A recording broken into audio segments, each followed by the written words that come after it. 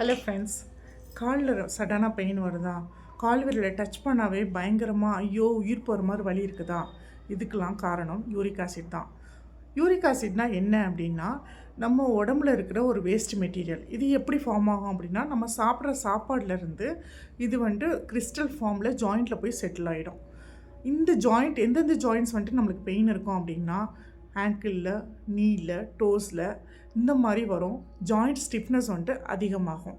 So இதெல்லாம் நம்ம இதெல்லாம் எப்படி நம்ம கண்டுபிடிக்கிறது அப்படின்னா, காலையில் எழுந்த உடனே பேக் ரொம்ப லாக் ஆகும், ஜாயிண்ட்ஸ்லாம் ஸ்டிஃப்னஸ் இருக்கும், ஸோ நடக்கவே முடியாது, ஸ்டெப்ஸ் ஏறினாவே பெயின் இருக்கும்.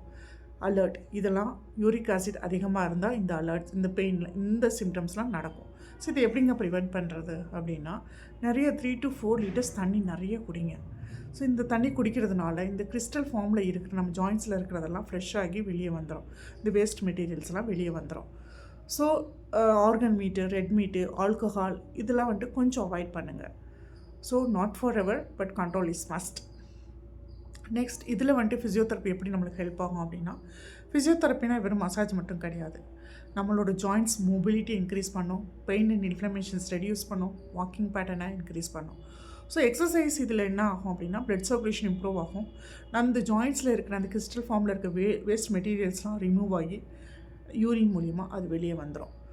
ஸோ இந்த மாதிரி யூரிக் ஆசிட் இருக்கும்போது ரெஸ்ட் எடுத்து, ரெட் அலர்ட் ரிமைண்டர் என்ன அப்படின்னா, யூரிக் ஆசிட் அதிகமாக இருக்கிறவங்களுக்கு பெயின் அதிகமாக இருக்கும்.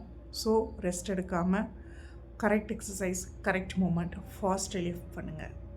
ஸோ யூரிக் ஆசிட் இருந்தால் பயப்படாதீங்க, எக்ஸசைஸ் பண்ணுங்கள். Move smart, eat smart and pain leave free. So இந்த மாதிரி நல்ல நல்ல ஃபிசியோ கண்டென்ட் என்னோடய பேஜை மறக்காமல் ஃபாலோ பண்ணுங்கள். தேங்க்யூ.